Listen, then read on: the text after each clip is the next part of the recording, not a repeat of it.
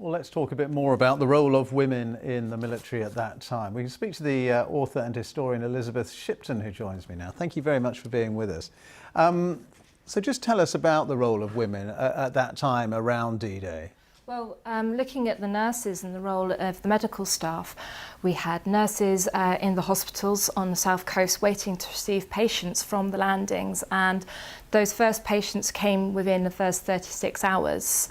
And then the ladies that we were just hearing about in that video, they were on a hospital ship outside of the French coast. But we also have hospitals, entire units of medics being transported over to Normandy in the weeks that followed the landings. So we have nurses who, some of whom had to wade through the water onto the beaches, just like the men. Yeah. And they went and they supported the hospitals, which were tented hospitals just further inland in Bayeux, where the commemorations have been going on today. And we also know that there were female doctors who went over, and conscription for women had been brought in at the end of 1941. So we think that there's probably about nearly 500,000 women in 1944 who were working for the military services in some capacity. And there were some extraordinary stories of the courage of women who were dropped behind enemy lines to build up an intelligence picture inside Nazi-occupied France. Yes, we have. So the Special Operations Executive was established in 1940, and when Britain and her allies were shut out of France with the fall of Dunkirk, they had to come up with a way in which they could build up a picture of what was going on in France. And so Churchill had quite an influence over this. The idea was that agents, both men and women, were going to be dropped into the occupied territory. They looked for people who were probably grown up in the country, so they spoke the language as a local without a British accent or anything, and they could blend in, and they created intelligence networks, and they found out information about how the troops were moving, what kind of defences the Germans were building up.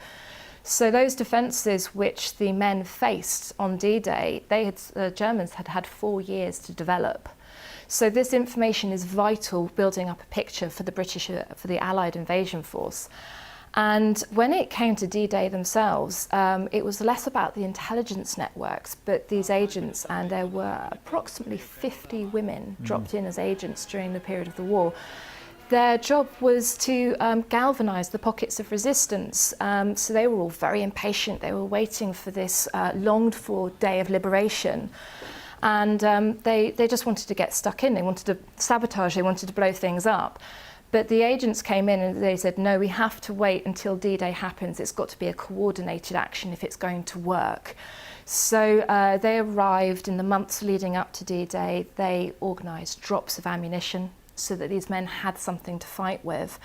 And they trained them up in sabotage. This is incredibly dangerous work for these women who were dropped behind enemy lines. So wireless operator, they were so important because that was the means of communication to relay information from France back to London. And it's estimated that a wireless operator had a life expectancy of about 6 weeks in the field. The radios were very large, very cumbersome, and they were carried around in a suitcase, and you had to sort of do it in a way that didn't look like you were limping underneath the weight of it. And they weren't quick to set up. They required very large aerials, which were very conspicuous. And the Germans certainly became much more proficient in tracking down these signals. So they had big vans, and they would detect, like the television, detector vans. Yeah. And you really had very limited windows in which you could transmit back. And the pressure on these people just to keep on the move and keep ahead of being caught was so stressful. I think you've got one extraordinary story of a woman who was almost caught by the Nazis but managed to escape. So it was, as the D-Day landings were happening, there was one woman who was corresponding back to London and just saying, this is what's going on. And some Germans who were caught on the back foot and fleeing from all the bombardment suddenly ran into the barn or the house where she was operating from, and she only just managed to slam the suitcase shut, conceal the radio, and they were asking for food, and she just played the innocent card and just said, oh, I'm just a poor girl with scarlet fever waiting to be shipped off to the country to be recuperated, and they immediately recoiled and said, "We'll find food somewhere else. It's fine. It's fine." But anyway, she survived.